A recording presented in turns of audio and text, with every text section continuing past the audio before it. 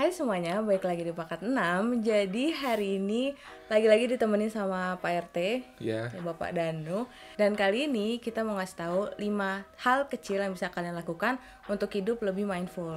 Jadi kan kita sebagai manusia berkembang, terus berproses, belajar gitu kan. Terus Fahmi akhirnya mikir lebih baik kita hidup itu lebih mindful atau lebih berkesadaran. Kenapa? Karena supaya hidup kita itu selaras antara manusia dengan manusia dan manusia dengan alam gitu. Jadi kayak ada keseimbangan karena semuanya dilakukan dengan berkesadaran gitu. Jadi nggak ada yang kurang banget, nggak ada yang lebih banget gitu. Jadi semuanya serba di tengah-tengah lah. Iya, dan proses ini udah kamu lakukan sekitar 2 atau 3 tahun gitu ya. Dan tips ini berdasarkan pengalaman kami yang kita belajar, terus apa ya, kayak refleksi ke diri sendiri, kurang lebih gitu. Jadinya semoga menambah insight ya. Ya, betul. Karena kayaknya sih di dunia ini tuh komunitas ini walaupun nggak ada resminya gitu ya, cuman kayak ada komunitas dalam tanda kutip orang-orang yang punya keinginan untuk hidup lebih berkesadaran gitu. Jadi kayak di internet ada semacam komunitas, jadi kita bisa saling share info, terus juga bisa saling ngasih inspirasi. Jadinya perjalanan itu menyenangkan gitu. Kan dilakukan rame-rame. Iya. Jadi langsung aja kita masuk ke 5 hal kecil yang bisa dilakukan untuk hidup lebih mindful. Nah, yang pertama adalah membuat list akan hal apa aja yang sebenarnya kalian butuhin. Salah satu contoh nyatanya adalah shopping list. Nah, itu bisa berlaku untuk groceries atau barang-barang yang kita butuhkan sehari-hari kayak makanan, minuman, dan lain sebagainya. Iya. Dan ada juga barang-barang yang bukan groceries kayak misalnya elektronik, fashion, skincare. Iya, Sebenarnya kebutuhan rumah tangga gitu. betul, sebenarnya implementasinya luas, nggak cuman barang-barang supermarket gitu. Nah, tujuannya itu agar udah ada guideline yang jelas gitu loh, kita sebenarnya Iya. butuhnya apa, dan semakin spesifik itu justru semakin bagus. Karena dalam konteks belanja gitu, membeli barang, ada barang yang kita butuhkan dan ada barang yang kita inginkan. Betul banget. Karena ini adalah usaha dari kita semua untuk menjadi manusia yang lebih mindful gitu kan, jadinya harus bisa membedakan. Nah, contohnya lagi kalau misalnya untuk kamu yang lagi pengen bikin list akan barang-barang yang kamu butuhin tuh, misalnya kita lagi pengen banget beli kemeja baru karena kemeja yang lama udah rusak atau emang udah jelek gitu ya. Nah, terus itu ditulis tuh kriteria spesifik dari kemeja yang kita mau. Misalnya kemejanya harus tipis, harus warnanya cerah, Iya. tapi nggak nerawang.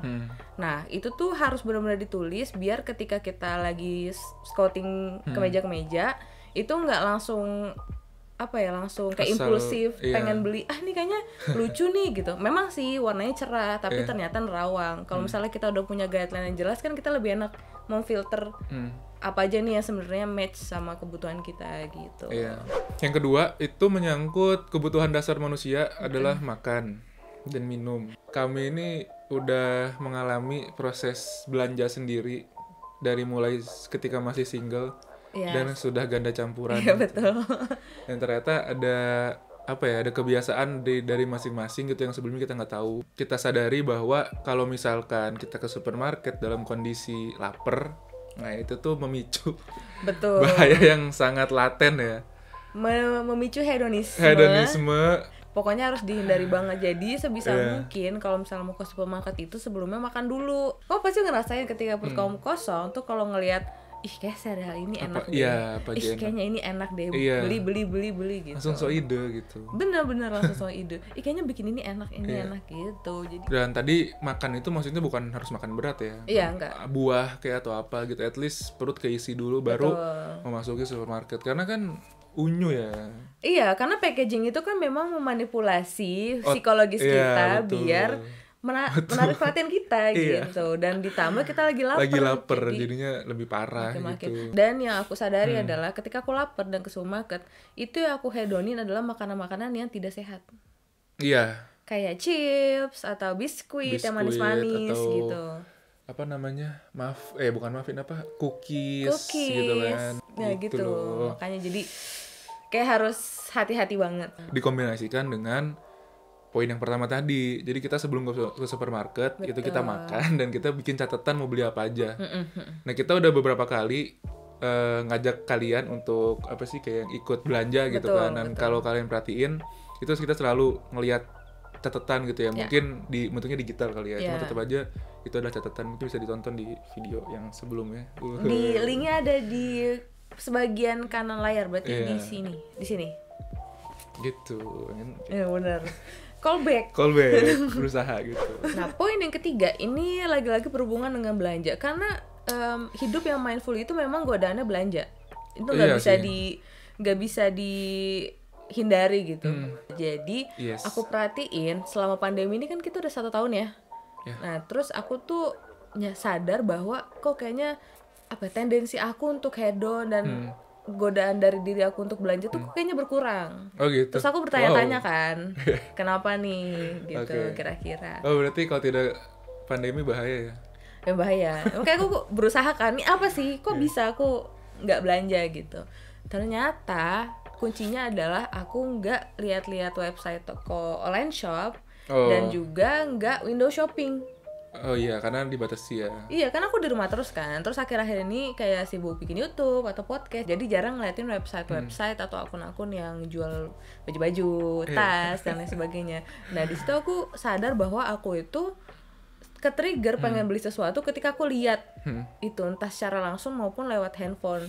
Tadinya nggak butuh, terus tiba-tiba pas lihat, kayaknya lucu deh. Kayak suatu saat pasti kepake deh gitu. Dan ini bisa dikaitkan ke yang pertama. Jadi kalau misalnya udah punya guideline, semuanya berhubungan ya. Iya, jadi kalau udah punya guideline, jadi ketika ngelihat barang yang lucu, tapi kan nggak butuh gitu. Jadi bisa ketahan sedikit gitu si godaan hatinya ini. Iya, mungkin tambahannya tuh yang butuh nggak butuh ya. Cuman kriteria selanjutnya adalah walaupun dia sale itu bukan berarti harus dibeli. Betul, gitu. Karena betul. godaannya di situ ya. Wah, sale nih gitu, murah dibeli.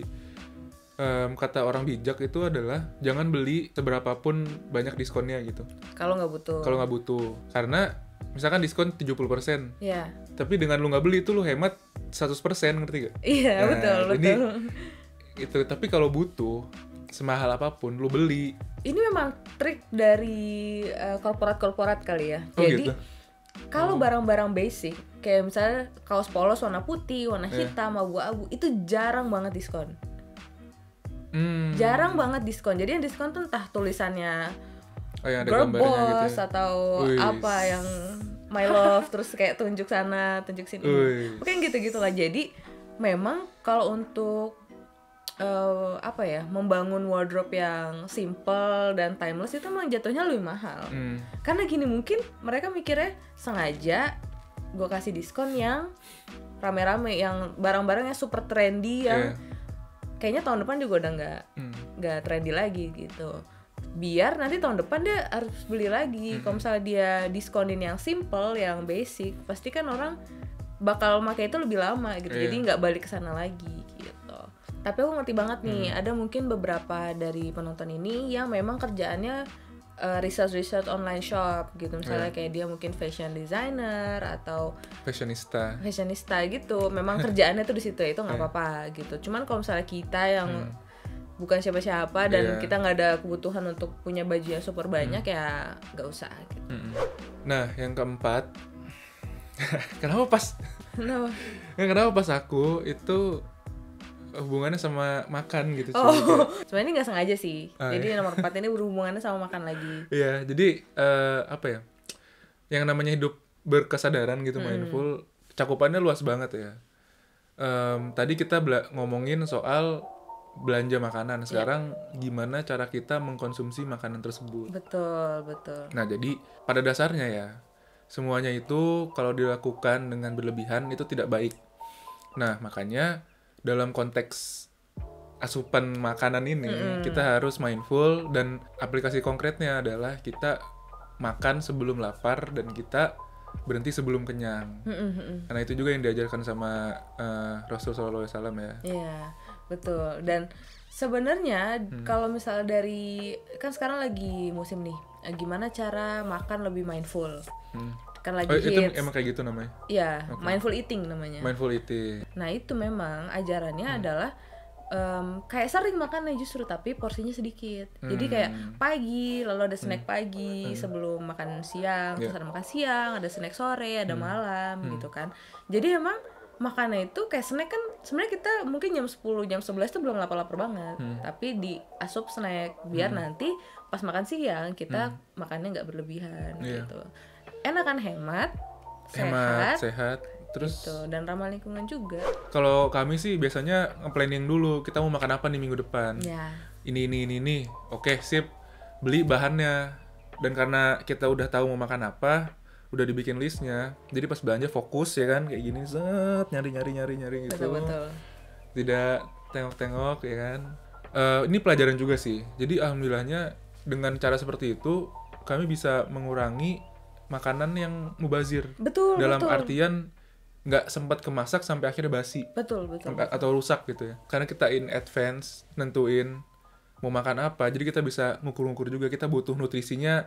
Misalkan pengen makan ayam sama ikan gitu, tapi belum ada sayur, belum ada asupan vitamin, ya udah kita bikin sayur apa misalkan gitu. Terus belinya yang segitu-gitu aja yang disesuaikan sama menu yang mau kita masak. Jadi semuanya yang dibeli itu dimakan, betul-betul dimakan gitu. Nah, alasan kenapa aku pilih tips nomor 4 ini untuk dimasukkan ke video ini adalah karena dengan kita latihan untuk tahu kapan nih kita kenyang, kapan nih kita lapar gitu. Jadi kita latihan untuk mengenali diri sendiri juga gitu, untuk membatasi diri dan lain sebagainya. Jadi hal-hal kecil yang bisa kita latih untuk tujuan yang lebih besar gitu. Iya, betul.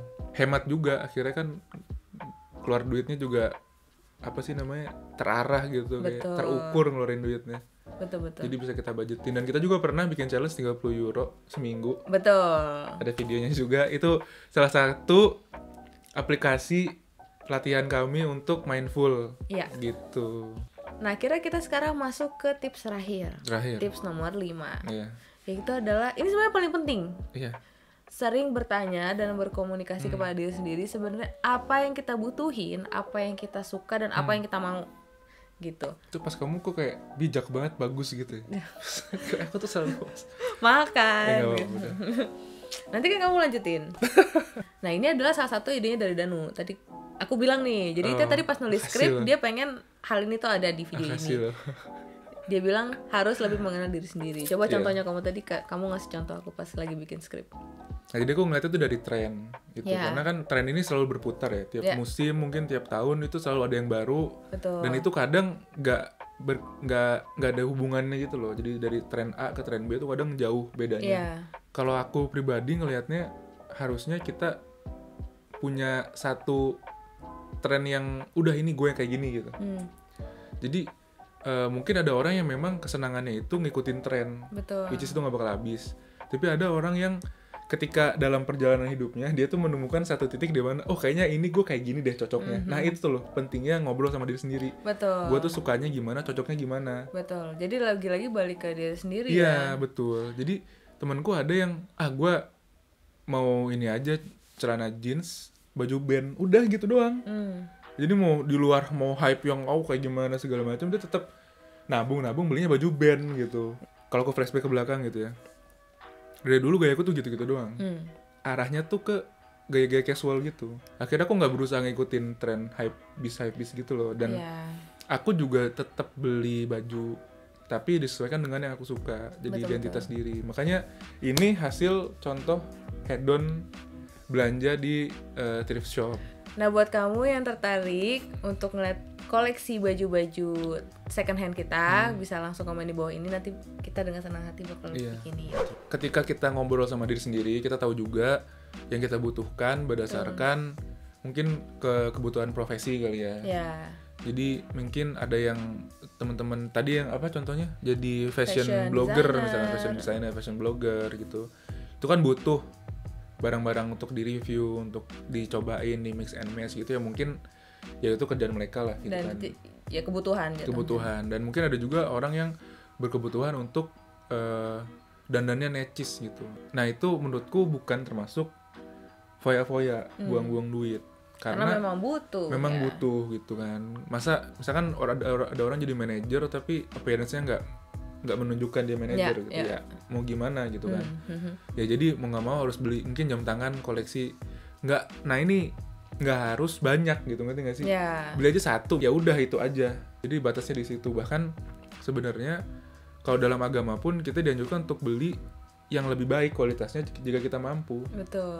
Gitu. Jadi itu dia enaknya lagi kalau misalnya lebih mindful ketika kita mengurangi konsumsi karena lebih mindful itu kan. Jadi kalau misalnya kita beli barang yang kita butuh, itu kita budgetnya lebih banyak. Iya, jadinya bisa nge-upgrade gitu ya, jadi Betul. lebih nyari kualitas gitu. Betul. Udah budgetnya lebih banyak. Udah pasti kita bisa beli barang yang lebih berkualitas. Iya, dan akhirnya biasanya ya yang berkualitas itu lebih tahan lama. Betul. Artinya kita frekuensi beli barang tersebut tuh jadi berkurang jauh karena itu awet. Jadi in long term bakal lebih hemat juga. Iya, betul. Jadi kesimpulannya adalah gerbang utamanya itu di diri sendiri. Betul, betul, betul. Kita yang menentukan tindakan kita secara sadar gitu. Yang membedakan manusia dengan makhluk lain adalah akalnya, kesadarannya itu yang membedakan. Makanya kita harus penuh kesadaran lah mau ngapa-ngapain. Betul, betul. Dalam hal belanja dan menjalani hidup gitu. Nah, semoga dengan beberapa tips yang tadi udah kita sebutkan itu bisa membantu berprogres untuk yang nonton ini, dan kita sama-sama belajar, sama-sama berprogres, karena kita juga nggak bisa bilang kita udah melakukan kehidupan yang super perfect, mindful dan minimalis. Enggak. Senop banget. Iya, kita sama-sama belajar. Jadi emang niatnya kita bikin video-video kayak gini tuh buat nge-share apa aja sih yang udah kita tahu dan kita udah pernah coba, udah pernah kita lakukan, yang mungkin bisa diimplementasikan ke kehidupan kalian gitu. Dan karena tadi kami menyinggung soal komunitas dalam tanda kutip, kalian kalau misalkan punya tips, pengalaman, bisa juga di-share di kolom komentar. Jadi orang yang nonton video ini bisa dapat insight dari kami dan juga dari komunitas teman-teman yang sebenarnya lagi berusaha juga bareng-bareng untuk menjalani hidup yang lebih mindful. Dan aku berharap semoga yang lagi belajar untuk hidup lebih mindful tuh lebih sabar sih, karena it takes time. Nikmatin prosesnya, jangan gampang menyerah, dan jangan terlalu terpressure kepada diri sendiri gitu, jangan terlalu keras. Jadi pelan-pelan aja. Kalau misalnya emang baru bisa pelan-pelan ya nggak apa-apa, yang penting ada progresnya. Iya, dan poin terakhir kan ke diri sendiri ya. Nah itu nyangkut sama mindset. Mengubah mindset itu nggak bisa dalam waktu 1 malam. Betul. Jadi terus konsisten lah dipelajari dan coba dipraktekkan gitu. Betul. Konsisten adalah kunci. Nah, jadi segitu dulu yang mau kita sampaikan kali ini. Semoga bermanfaat, semoga berkenan juga. Dan kalau misalnya ada kritik dan saran bisa langsung tulis di kolom komentar di bagian bawah. Kalau ada request juga boleh. Jadi sampai sini dulu perjumpaan kita kali ini. Terima kasih sudah nonton sampai sini. Sampai jumpa di video-video selanjutnya. Bye-bye.